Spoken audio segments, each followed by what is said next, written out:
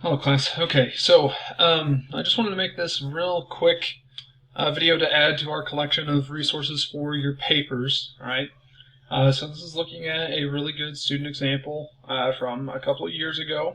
I'm not going to tell you who the student is, but it has everything done properly within it, and so we're just going to look at what they did and see if we can't figure out some of the little APA issues that we're having. So this is exactly what an APA paper should look like. The title page with the running head, exactly like this. The actual title of the paper being all capital letters.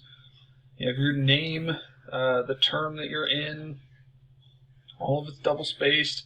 You have your running head with the page numbers all the way to the right underneath that blue triangle. You have your title again here. You have your introduction, and your introduction goes from the very general to the very specific, being your thesis statement. It's very easy to pick out the thesis statement in this paper. In the Middle Ages, the Catholic Church was the dominant religious and political force in the Western European world. So then they go on to expand upon all of this information, making a single point usually in most of the paragraphs, which is what you should be working on doing, or should be working towards doing as we get through the year in order to become a better writer. So we have somewhere between, at minimum, 6 sentences in each paragraph. Some of them are longer, 6 to 8 sentences. Some of them are 10 or 12. But this is what this should look like. Now, this individual has some that have authors without dates. He has some that are just the websites. They don't have any authors. Some of them are article titles. Some are editors. Some of them are authors with dates. So you get a good look at what those in-text citations look like in that paper. And I'm going to post the paper so that you can look at it, okay? So if we look at their bibliography, this is where a lot of you are having trouble with, right?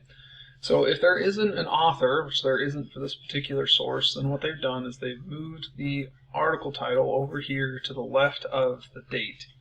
And then they've put the date in there, and then the website title, retrieved from, and then the link. And so if we go back up here and search in daily, then we'll see that that's how they've done. It's the 3 words in the article title and the year for their in-text citation.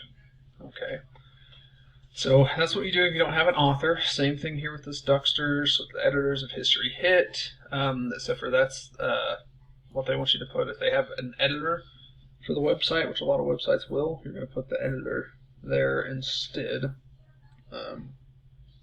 Whoever that happens to be, like the editors of Britannica Online or History.com editors, etc. Right?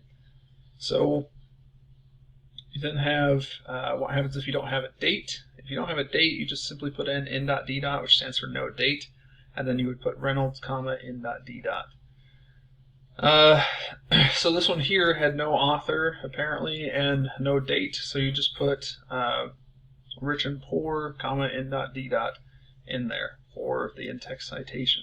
Okay, so I think some of you are overthinking this, so I just want to try and clear that up a little bit with a good example here, and we can kind of go from there.